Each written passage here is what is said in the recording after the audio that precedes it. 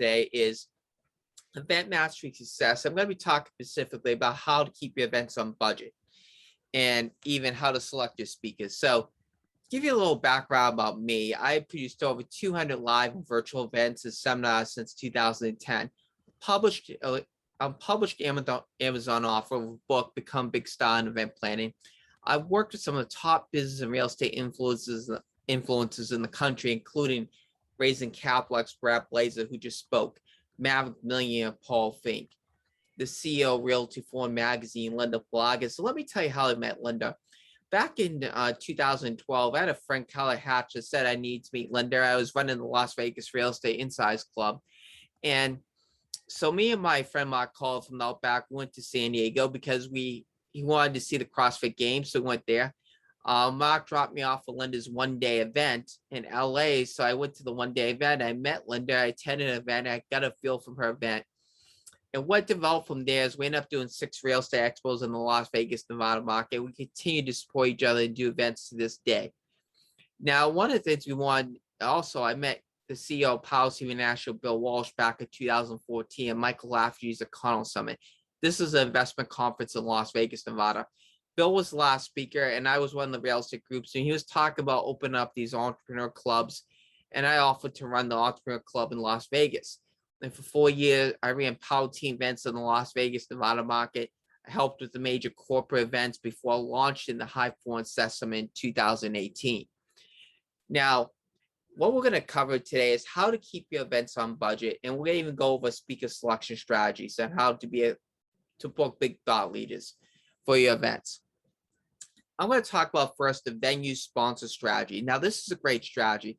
The venue sponsor strategy is where companies will provide the venue for your event. They'll either give it to you for free or low cost, as well as the AAV. But the key with the venue sponsor strategy is you want to make sure you clearly communicate the value you're giving the companies that are sponsoring. Are they getting to speak at the event? Are they getting more clients or more contacts? Are they getting more exposure? Whatever that is, you want to clearly communicate to that and deliver on that value, because you do that, they'll keep sponsoring your events again and again, and this will save you thousands of dollars, because I've done this in the Las Vegas market where I've saved thousands of dollars by doing this strategy, where companies will give you their training room for free or low cost, and they'll even give you the AV for free or low cost, just because you're driving traffic into their business and utilizing a training room that otherwise would stay empty or is not in use, and that's generating them business, so generating them new leads, generating them people to talk to. This is a great strategy to use, especially at the beginning when you're first starting out. Now, another strategy is how to reduce your costs when it comes to hotel meeting rooms. So here's some tips when it comes to that. One, you want to keep the idea with the meeting room specifically, get 5 or 6 quotes. You get 5 or 6 quotes from hotels, and then go back to the hotels that you want to host the event at and tell them about the competitor's lower price and see if they'll match it. If they won't match it, see if they'll throw in some extra benefits, like some free foods, maybe some free sleeping rooms to some of your guest speakers, and see if they'll do that, because what that will do is that'll save you money. The more quotes and the more competition you foster, the lower the price is going to be for your event, which is great for you as the event organizer. Another thing to be aware of is you don't want to do the hotel meeting block, sleeping room block, because hotels will try to push, book so many sleeping rooms. But the thing is, if you do the block and you don't sell out, you, the event organizer, is left with the bill. And I know, because we did our first high performance system live in 2018, I was left with a bill for just under $10,000 for sleeping rooms that we didn't use. So I've learned this from experience. One of the things you want to do instead is negotiate a percentage discount, like 10%, 20%, that your guests or attendees that attending your events can go book through the hotel and get that code. But let the hotel continue in selling the sleeper rooms to other guests. Therefore, you're not on the hook for the bill if not enough of your guests buy sleeper rooms through the hotel. Because keep in mind, this sites like Travelocity, Expedia, all those sites where they get better pricing, because the hotels will sell the rooms for cheaper because they're buying at a bulk rate, which is a lot cheaper and less expensive. So a lot of cases, people will get the deals with travel and flights, and they'll get a better deal than they can just booking through the hotel website. So you want to be aware of that. Now, another way to save money and keep on budget with event is sometimes what the hotels would do is they'll give you the meeting space free if you buy enough food. So you want to ask the hotels, how much is it going to cost? How much food do I have to buy to get the meeting space for free? And then you want to compare what it would cost just to purchase the meeting space without the food. Sometimes it's cheaper to buy the food than pay for the meeting space because the hotel is driving business to the catering department by you buying the food. And you can always turn around and get sponsors for the food as well, which is another great thing. So that's another strategy. Now, when it comes to AV costs for events, one of the things you want to be aware of is if you're doing local events, it's great to own your own equipment, like a projector screen, flip chart. These are some of the basic items that you want to own for your own equipment when you're doing events locally. Now, if you're doing events in other cities, you want to call the hotels and find out how much it's going to cost to use their AV. And then you want to compare that to how much it's going to cost to transport your own equipment and see which is cheaper or better for your situation. Be aware, some hotels are union hotels, which means you're not going to be able to bring in your own AV equipment, which means you're going to have to pay for their AV equipment and pay for the AV person unless you negotiate something different with that hotel. So I like to use non-union hotels because they allow you to bring in your own AV equipment and you don't necessarily have to use the AV person. But you need to be aware of that. You need to know which hotels are union and non-union, especially when you're booking meeting space with them for your conferences. Now, what I'm going to go to next is questions to ask when it comes to speakers. Determining what speakers are a good fit for the event. And this is it. One of the first things I ask speakers is what is the topic that they have for the ideal audience? Because based on what the ideal audience is and based on that topic, you will know quickly if they're a good fit for your event or not. And if the topic isn't a good fit or doesn't resonate with your audience, you don't want to book them. Another thing is if it's not just a content talk, if they're selling from stage, you want to find out the price of the coaching program. And there are a lot of reasons you want to find that out because your audience, you know what your audience usually pays for coaching, whether it be through you or whether it be through outside speakers that you brought in. So if you bring in a speaker that's selling a $50,000 coaching program, and your audience is all used to paying $1,000 to $3,000 from coaching, they may not have a great experience. Where if your audience is used to paying $30,000 or more, and you bring in a coach that's offering $500,000, they may not buy it, convert it, or don't perceive the value as high because they're used to paying a higher amount. So you want to be aware of what the program, the cost of the program the speaker is offering, because that can impact if you book them as well.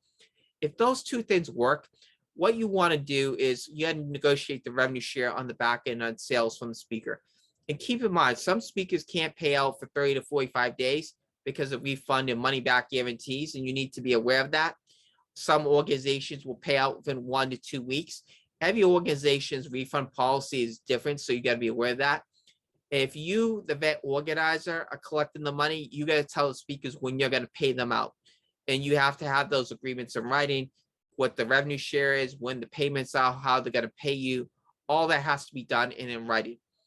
Now, when it comes to booking big thought leaders, now, when I say big thought leaders, is people that have influence or tribes that can ideal fit for your audience. Now, if they have influence or tribe, but it's not your ideal audience for your event, don't book them.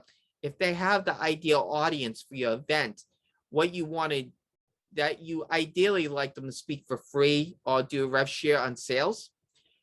But a lot of big thought leaders require a speaking fee or travel expenses. And here's some criteria to make that decision if it's a good investment or not. 1, how many ticket sales am I going to sell because I have this person speaking at my event?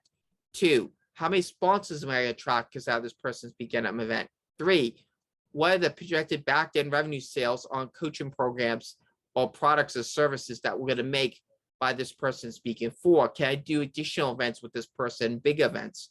Because if it's a one-off event, you got to make the decision straightly on the numbers. And the numbers, if the numbers are higher than the expenses, and do the deal. But if it's a relationship play, and say you're paying a speaker and you're losing a little bit of money on that, but you have other ways to make up the revenue, then you do that because you're building that relationship with that speaker over time. You will make up that revenue. You just have to budget to make sure you can make up the revenue that from that speaker. And that's really tips when it comes to booking big thought leaders, big influences for your events. Now, there are ways to help fill your events. One of those ways is speak and sponsor, which is a great way to do that. My tips on speak and sponsor is very simply, you want to, if you look at networking groups like BNI, Latip, all of them, you want to check a few, go to a couple of the meetings, see what they get for attendance. Then you want to negotiate where you can speak for 2 to 5 minutes in front of the group. When you're sponsoring, you have a table. I suggest doing a raffle, like giving away Amazon gift cards, something that people put their contact information in there. And that is a great way to build your audience, speak and sponsoring. Also, there's conferences, there's workshops and seminars, whether it be live or virtual, where you're going to get to speak for 30 and 90 minutes, where you can speak and sponsor and get the database from that event. And that will also help you build your list, build your email list, which is one of the most important things. And email marketing is one of the ways you can promote your events. And when you're building your own database, your email list is important because that's your own list. It's not controlled by a third party. And you can market to that list and segment that list based on the interest of the different customers that sign up for your list. And you want to be aware of that. Another way to do that is LinkedIn events. LinkedIn events is a good way to market, but there is some things you need to be aware of. LinkedIn events, a lot of people treat it as a LinkedIn invitation. So when they accept your LinkedIn event invitation, you want to say something like, thank you so much for accepting a LinkedIn invitation. Click the link below, reserve your seat today. So they know they still have to take an action step to be part of your conference. Eventbrite. Eventbrite is another great way to market your events. Eventbrite allows you to create a page. It's free, especially when you're first starting out. You can have a great subject line. You can have a great description. You want to put in what's in it for them. Who are you? Why they should care? Why they should attend the event you're creating. And you also can insert photos and videos into the subject lines as well. And that's very important because you can insert photos where they make the most sense, and videos. Naturally, you have your cover photo that you're going to put in. You can also set up an online virtual event as well. So you can put a Zoom link in and everything along that lines. One of the things that's important with Eventbrite is when you go to order options, you want to go to order forms, you want to select the send to buyers only. And because buyers only will allow you to customize the setting to have people put their cell phone in, click the cell phone. So you get the name, email, cell phone. So you can reach people through email, phone call, text message to remind people about the upcoming event. And that's very important because the default setting on Eventbrite is name and email. So you need to be aware of that. Facebook is another great way to promote events. Facebook, you can build a Facebook community. And I would recommend designing a couple of Facebook groups, one for the public use that you post on that the public can engage in, and one private Facebook group for your coaching clients, which is very important because that will be only if you have paid coaching clients who have access to that community. Now, strategies in building your event through Meetup. Meetup is a great way to do this because once you've created a Meetup group, and your Meetup do plans anywhere from 12 to 35 a month. And once you've done that, you can Meetup puts it in the city that you create a Meetup 3 days later, and they start pushing your Meetup out to the Meetup community, which is great and will get you people to sign up. You could also invite people through email, social media about your Meetup group. One of the things I say Meetup is make sure you have a link to have people opt into your list, because you just don't want the list being totally on Meetup. That's one of the things. But you could do broadcast out to your Meetup group. Meetup has a way you can contact your members. You can segment the list. You can do a broadcast out the entire list. You can put a subject line, message. You can insert photos. You also have the message board feature you can use on Meetup, which is some great things as well. So Meetup is a great tool. Instagram is another great tool as well. Photos and videos for Instagram, and consistency is really what matters. So those are just some tips on how you can fill your events and promote your events, where you're doing a networking event, seminar event, and anything along that line. And so one of the things I want to talk to you about also now is we have what I call Event Mastery Coaching Program.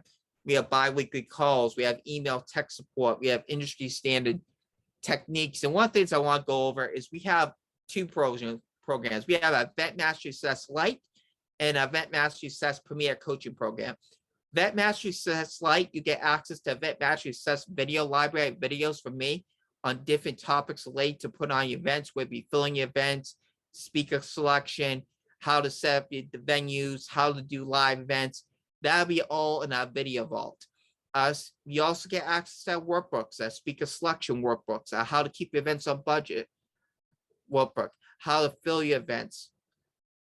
So you get multiple things on that. And you get a copy of my book, Become Big Star in Event Planning. Also, you get 12 bi-weekly 45-minute strategy calls with me, Jason Burke, CEO, on the Event Life. So that the Event Mastery Success Life program is $997. Now, Event Mastery Success Premier Coaching Program is 12 sessions, 12 individual calls with me, Jason Burke, 45-minute bi-weekly strategy sessions.